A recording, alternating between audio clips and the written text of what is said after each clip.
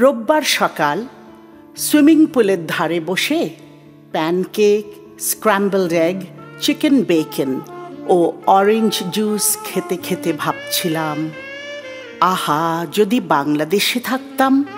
বড় আপা গড়িয়ে দিত মচমচে পরোটা ও নরম লুচি, তার সাথে ভুনা গোশত, হালুয়া, মিহি করে কাটা আলু ভাজি। সবসময় বলি দেশে ফিরে যাব, ছোট মেয়েটার স্কুলটা শেষ হোক, বড় ছেলেটার কলেজটা বন্ধ হোক, আমার জব ট্রেনিং প্রোগ্রামটা এই তো শেষের দিকে, আমার এদেশের চাকুরিতে আর কিছুতেই মন বসছে না।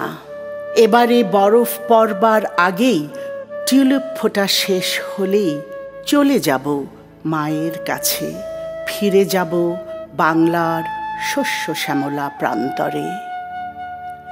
জানালার বাইরে বরফের পাহাড়, ওভারকোট, উইন্টার বুটস, গ্লাভস, ক্যাপে শরীর ভার, চির সবুজ পাইন গাছটা আমার পানে চেয়ে আছে অতি কষ্টে, সাদা বরফে নুয়ে পড়া ডালের ফাঁকে না হাসবার চেষ্টা করছে।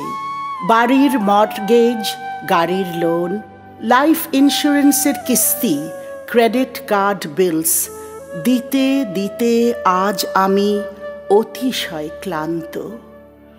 অনেক চেয়েছিলাম, তবুও দেশে তো ফেরা হলো না।